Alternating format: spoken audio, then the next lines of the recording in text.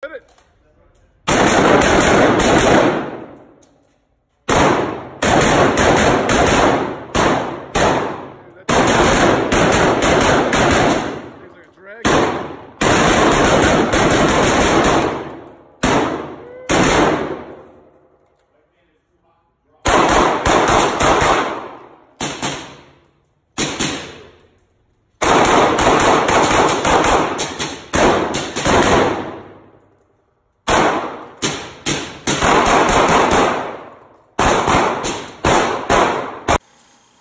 Hey guys, welcome back to the channel. I hope you liked that intro.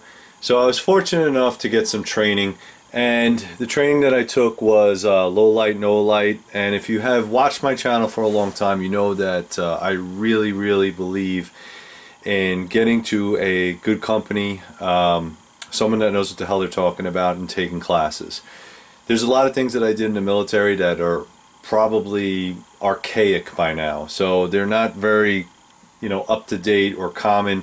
So what I like to do when I can is to take my kid out, test my gear, make sure it fits right, make sure I'm doing everything correctly, and eventually what I'll do is if there's something that's not working out for me, I'll change it.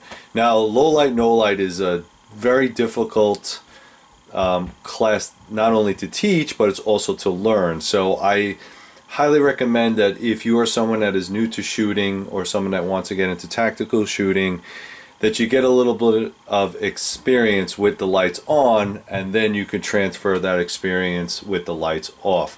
Like I said, everybody that was there with me, military Leos, all credentialed. So if you see some stuff there that maybe civilians can't purchase, I apologize, but that is the nature of the beast. Certain states will allow certain things like barrel lengths and suppressors and all kinds of stuff like that. And then if you live behind enemy lines, then no, you can't have any of the fun stuff. So I apologize for that. Stuff I'm going to go over today, and I'll show you more video about me training, is just some of the gear that I use during the class. If this bores you to tears and you're not interested, you can just click off. But if you are interested, please go down to the links below. I will have links for all the gear that I carry, that I use in most of my training sessions. Gear dependent on the training, obviously. And it goes to my Amazon page. Full disclosure, I have an Amazon store. It helps support the channel. So if you click on the link, I think I get 2 pennies every time you buy something. So thank you very much for that. Also go to threeriverblades.com, check out all the knives, and I did roll out the survival tool that's up there, so a survival tin, so go check that out as well. This would also be considered my Minuteman gear, and I'm going to go over a little bit of that more in depth later on, but I think it's highly recommended that you train with the stuff that you are going to be wearing in case you absolutely need it.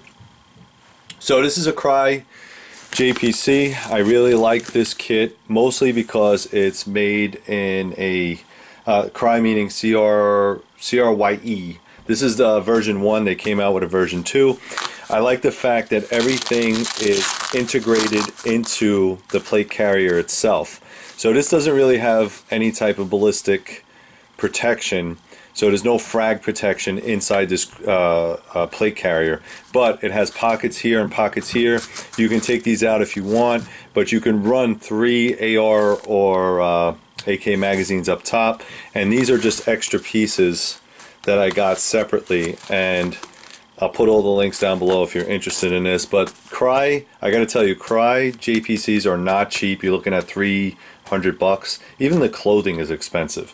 But I got this one on sale, so I was very happy with it. What I like about it is the lightweight, the construction. The cummerbund is these 3 straps, and you can adjust whatever you put on the side. So I really like that. And mostly what I like is the fact that the straps are not overly done. So you can see how thin these straps are, but they're extremely comfortable because they're wide. And you could put a rifle butt right here or on the other side if you wanted to, and it makes it extremely comfortable.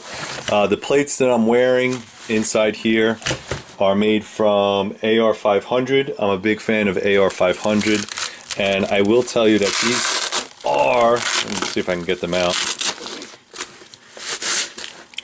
These are the lightweight polypropylene. They only weigh 3.3 pounds and they are buoyant.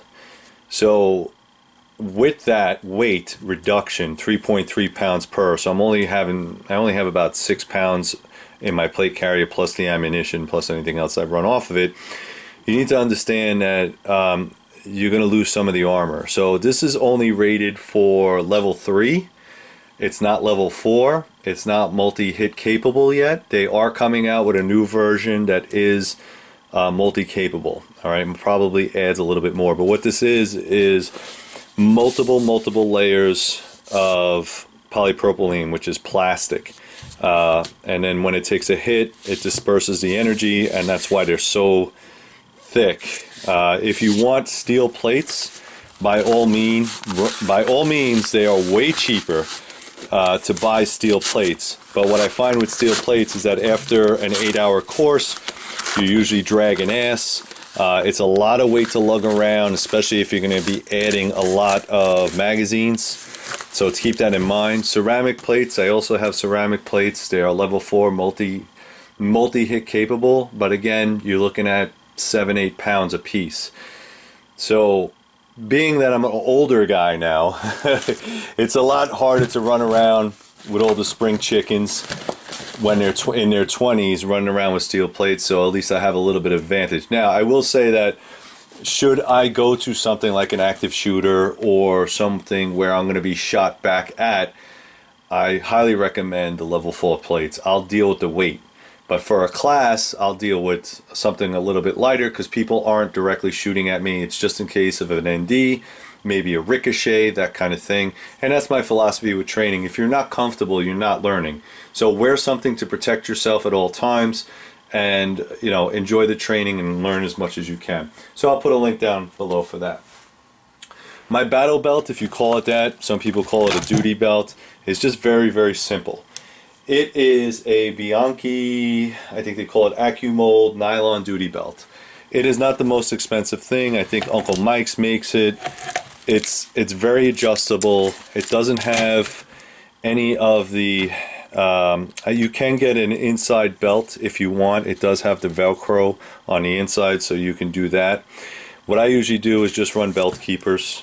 I'm a little bit old school, so I just run belt keepers. They're 511 belt keepers. They're very cheap. And it works for me. It might not work for you. You can get them in tan. You can, get the Vickers tactical belts if you want. It's whatever makes you happy, okay? That's, for me, for an training environment, this seems to work best for me. Right up front, of course, I have the Wingman. This is my 3 River blade knife, okay? 3riverblades.com. Go up there, check it out. I wear it in a scout carry so I could left hand or right hand draw. And I've used this a lot on the range, believe it or not. Maybe not for stabbing bad guys in the face, but, whoever needs a knife, at least I have it on my belt. Moving around, this is the Safariland, I think 6000 series. This is the Glock 19, Glock 20. I'm sorry, Glock 19, Glock 23, Safariland 6360 level 3 ALS duty holster mid-ride. Something about this holster, you don't necessarily need to have the triple retention. I find that it's there. I probably got it on sale, but they sell one with double retention, and this piece is not there, so it's just a thumb release. And the 6000 series is kind of going away for the 7000 series, which is a little bit better. But what I liked about this when I first bought it is because it has the external piece for the flashlight. Now, just give you guys a little bit of an idea. This is my Glock 19. This is the gun I ran in the class. It will fit in there with or without a light. This happens to be the TLR7, and I'll talk about that in a minute. But normally what I run is the TLR1, and that's really what it's made for. That TLR1 fits in there really nice, and I think you could also fit a couple other ones like Surefire, or some of those flashlights will fit on there with that holster. So it's made mostly for a duty purpose, but it's a good holster. And some people will swear by Kydex, and that's great. And if you're a concealed carry guy, this type of rig probably wouldn't work for you. Maybe something like Bravo concealment, you know, that kind of thing would work better. Got my medical kit on here. This is a Tech Lock with a soft T tourniquet. I've been running this on my belt for a while now. I do like that it has the orange lanyard on there, so it's very visible. This is my blowout kit made by HSGI. And a little bit something about that. HSGI is a bleeder blowout pouch. Sorry. It's not exactly cheap, but you get what you pay for. What I like about this is that this is probably the only medical kit that you can put around your waist sideways, and I like that a lot. There's a couple of them, but most of them run vertical, and when they run vertical, it becomes a problem because all this piece sticks down, essentially sitting on my ass, and I don't like that. I like my ass to be free. Does that sound a little weird? Alright, well, we'll go with it. So I don't want anything on my butt when I'm running around. It cause chafing and problems and uncomfortableness. So I like everything up high. I don't want it on my butt. I don't have much of a butt anyway, so I like to keep exactly what I have. Alright, this is the OMT Leatherman. I'm a big fan of this. I just purchased this recently. Again, another range tool. There is the other one that's for ARs, but I find that it's super heavy, super bulky and heavy. This kind of has all the tools that I want, and it's lightweight. This does come with a tan molly pouch that you can hook up to your chest rig, but I found one in black so I could make it all match because I'm Gucci like that. This happens to be the Surefire, I forget what model number this is. This is the Surefire G2Z MV Combat Light with single output LED. Alright, so what's cool about this is you see the design here. Alright, this is a really cool design, and you'll see this in the video. What I was doing is you can use it in this cigar method, and you use the meat of your hand to actuate the light, which is kind of cool. The piece on top is just from some old Surefire I had, so if you want to do night work, or if you're wearing nods, you can use your red and not blow out your position. I just keep that cap on there. I don't even know where I got this cap, it's so old. But excellent piece of equipment, and I have it in the Surefire hard plastic case. You can also get that on Amazon. When it comes to flashlights, I just want to talk about a couple of little things. Let's see if I can find that. I think that with flashlights, you don't have to go that crazy, especially if it's only going to be a very short while. Alright, so if you're doing tactical class, fine, no big deal. You can bring whatever the hell you want. I think in most circumstances, if you are chasing a bad guy or someone's coming after you, that kind of thing, and you have to clear a room, I don't know why you would have to clear a room, but if someone's in your house, I think a flashlight is good. And as long as you test the batteries, you're fine. If you're a SWAT guy, you probably want better gear. But for like the homeowner guy, or if you want to be Gucci cool, great. A lot of these flashlights can run into the hundreds of dollars. Alright, what I started with is just a Surefire GX. I think this is the G2X Surefire. Alright, simple on and off, low highlight, that's it. What I like about this is if you look at the on and off button, you see how it's protruding out of the bezel ring. I think that's the bezel ring, or the end cap, sorry, the end cap. You see how it's protruding? That's how you get the cigar method of using this flashlight. Also, it becomes extremely simple to actuate with any part of your body. Okay, I'm a big fan of that. Now, if you get another flashlight, and I'm just using this one by example, this is just a Phoenix PD35. The end cap button is actually covered with steel, or aluminum I should say. Now I know the reason they do that is so you don't click it on in your pocket by accident. Okay, we get it, because then you'll burn your batteries and you won't have it when you need it. But for tactical use, you want something where the button is outside the cap. That's a big thing, trust me, because you cannot use, I mean, unless you have really fat hands, there's no way you can actuate that other than using a digit. Okay, so be advised. Also, there are ones that use the flashlight. I don't think a lot of tactical lights use this type of light anymore. I don't advise using that. Another cool product that I was able to get that works with this is, let me just pull this out for you. This is called a switchback flashlight ring. Alright, it's just a big ring that goes over the GX2. And what you do is, it's really cool because if you are, like I'm a right-handed shooter, so if I had the gun, if I had my pistol, alright, it's my pistol here, and I have this in my offhand, I'm able to put it on a ring, if you can see that, and use my knuckle to actuate the light. So now all I'm doing is using leverage and pressure by just squeezing it into a fist. And I don't think you can see it on the video, but what this does really well is I'm able to use this type of method. If I didn't have a tactical flashlight on my weapon, let's see if I could make this work for you. Alright, I could use my knuckle or hand fat, whatever you want to call it, to get a little bit of light on there. See if I can do it that way. Alright, it takes a little bit of practice, I know, but I think you're better off with this or the Surefire, because it already comes predisposed for that type of action. Okay, it made it very easy for me to do it. This flashlight would not work at all, and if you wanted to get something cheaper, like I said, the GX2s by Surefire work excellent. Also, these Surefires will you can use them on your rifle, and I'll get to the rifle in a second, but you can use this light with, I think it's, hold on one second, this is, yeah, Vickers Tactical.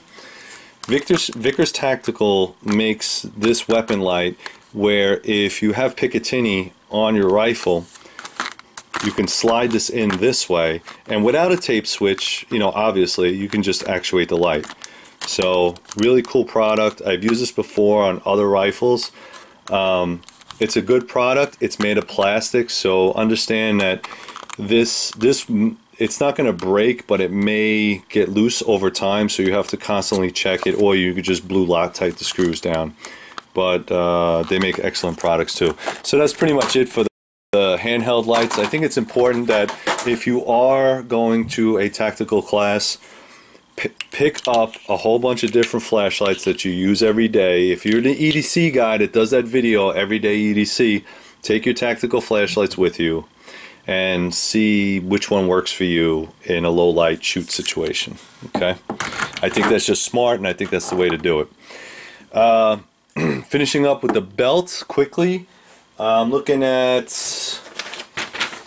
let's see, I got, these are high-speed gear tacos, high-speed gear belt mounted single rifle and single pistol belt tacos. Here's the thing, I think these are pretty good. I was able to use these for AR and AK magazines. I think that's excellent. The only thing I don't like is, and I know you can switch this, I think you can put them in the back. Yeah, see, it's a little bit difficult. It can be, for me, it's not a clean look. All these little things right here can catch on stuff, and I know that's nitpicking, and it's very small, and it's not really a big deal, and stop being a bitch, John. I get it, but I just don't think that it's professional. I don't like my stuff hanging out all over the place.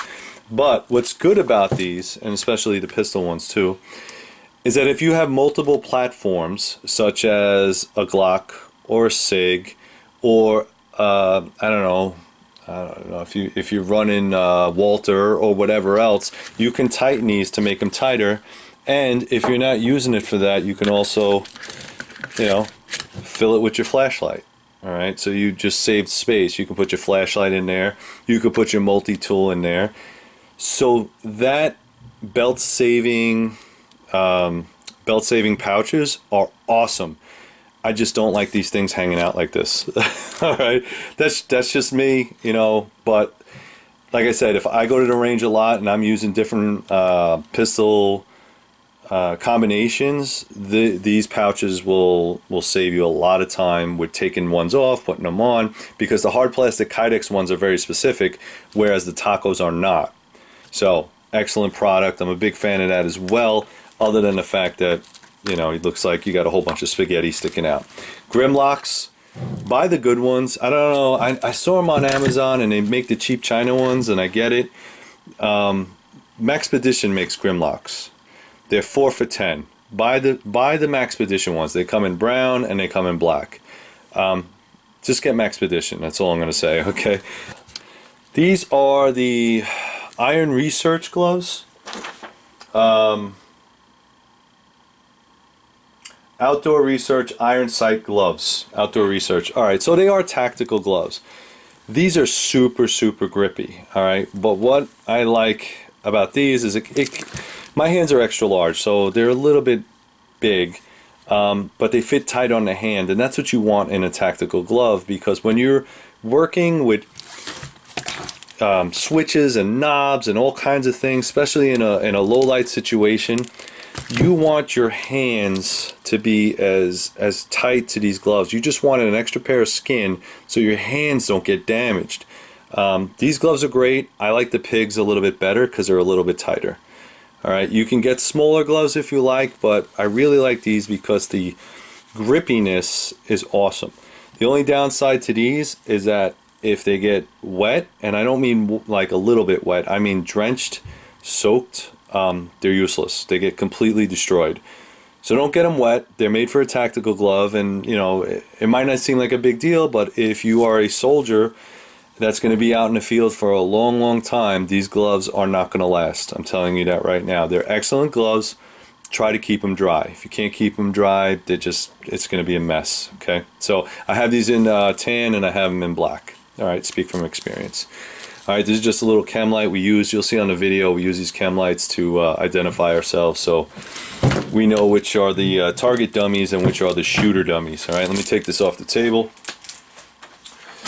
The other thing is, when it comes to rifles, again, like I said, your laws are going to prohibit or, you know, kind of steer you in what you can and cannot buy or cannot possess. This is a Saint pistol. I bought it stock. I didn't change anything. The barrel length is all the same. It comes with a lot of features. I'm not going to review it right now. If you want, just Google or YouTube Saint pistol. It works excellent. This one is a 5.56. The only thing I added to this was the light. Obviously, if we're talking about low light, let's see. All right, so this is a Midwest Industries. It has the extended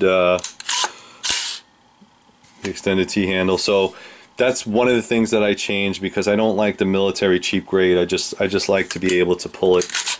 All right, you're just able to pull it on one side and it works great. I have a cheap Bushnell. I forget what these call it, but it's just a red dot. And you're going to see a lot in my gear where I spent a lot of money on some things, and then on other things it was kind of like, yeah, I'll just spend the $50 just to get it done kind of thing. Well, this is what it is. It's a UTG riser with a Bushnell red dot. All right. Believe it or not, for close quarters, this thing works. It's about $60. The mount was like $20, and for under $100, you have a red dot for close quarters. Okay, excellent. So, you know, you can go out and make the rodeos and all the fancy stuff, but I can tell you this thing worked. All right. As far as flashlights go, this is the Streamlight Pro Tac.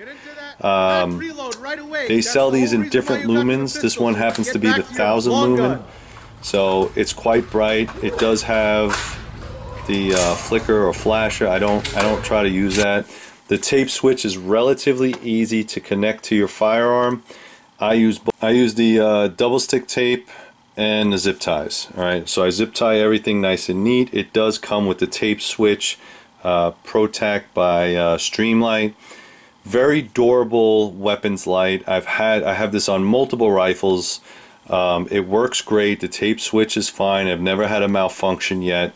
I think they are programmable, and just simple. These are just mag pull flip up sights. Okay, I have one in the front, one in the back, and this weapon does come with a arm brace. I just switched out the arm brace for the Shockwave. It comes with the rubber one that you just slip on. Arm brace is arm brace. It doesn't matter what type it is, but understand that this is an AR pistol. It's not an AR rifle. It's not an SBR. It's an AR pistol. Okay, so as long as you follow the rules that the ATF puts in place and don't switch anything, then you're fine. Like I said, this is the Saint, the Springfield Armory Saint. Big fan of that. I've got about almost over 1,000 rounds through this thing, and it works great. I have no complaints, no problems. I'm usually a longer rifle type person, but I wanted to try this out in low light specifically because I put the damn flashlight on it. So it made sense for me. It made sense for me to put that on. You'll see in the video I'm doing a couple drills with it, and I think it worked out really good. Okay. As far as pistol goes, you guys know that I'm always going to be running some type of Glock. This is the Glock 19 Gen 4. Not a lot of modifications to this. It has a Haley strategic trigger. It's the skimmer trigger. You can go to glocktriggers.com and purchase one. It does not change the poundage of the trigger pull, so it's still that 6 or 5.5. What it does is it pulls out all of the slack. As you can see right here, I already hit the wall. It breaks. The reset. There's a very nice reset, and you're at the wall again. So excellent trigger. I highly recommend them. They had like this sale for 20% off. You can do it yourself, whatever. It's an easy process. Extended slide release, or slide stop, if you will. Trijicon HD sights with the big orange. I'm a big fan of those. I try to put those on all my Glocks. Gen 4 Glock, stock, run-of-the-mill. It works. Like I said, once you replace that trigger, it just changes everything. TLR7. Now this is one of the things I wanted to talk to you guys about, specifically during night operations. TLR7 is excellent. It's an excellent light. It gives you 500 lumens. If I didn't say, by the way, that's 1,000 lumens on the rifle. This is 500 lumens. The TLR1 HL, the HL, not the regular one, is 800 lumens. And I forgot to mention this, but if you guys are running the CX1, this is 200 lumens. Okay, it's not too bright, but it works. All right, it works good. This is the 800 lumens. Okay, pretty bright. And then this is the TLR7. Okay, so if I put the TLR7 up, and I gave you a little. This is TLR7, and then this is the TLR1. All right, bigger throw, bigger light, a little bit more bright. What I'm going to tell you is very simple. In my experience, I would tell you that the TLR7 is a good light. All right, it only takes one CR 123 battery. This takes 2, and then this takes a AAA battery. So excellent all the way around. What I like about this is that it's very compact. It's short. It fits under the Glock. It's no problem. It does come with different spacers. So if you wanted to put this on a Smith or a SIG, you can do that. 1913 pick rail. It has all that stuff, and all of these come with that type of setup. The thing I did not like about this is that the actuating or switch is a little bit difficult to do with gloves on. So the gloves that I just shown you, I was using during the shoot, and you'll see there's a couple times where I'm shooting in the dark.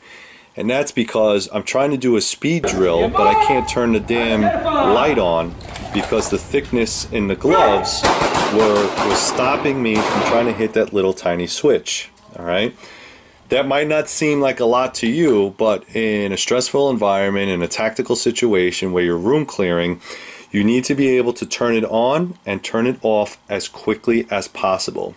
So if you identify your sight, you shoot the bad guy, you want to turn it off so the bad guys that are still in the room cannot see you. If you can't turn that light on and you're running down the street like this, how easy are you to get spotted, okay? In retrospect, this has these big, ugly toggle switches, but they're very easy to actuate with or without gloves. So I'm a big fan of that. Yeah, it does fit pretty much on the side of the trigger guard. So once this is connected, you could see that it sticks out. Some people were complaining that because it sticks out, it catches on things and turns your light on, and then of course, you know, burns out your light, and then when you need it, you don't have it. That being said, I think these two, this Surefire and this TLR7, are mostly made for concealed carry holders, where this is made more for a duty use. Okay, I think if you're a soldier, a police officer, these would be a lot better suited.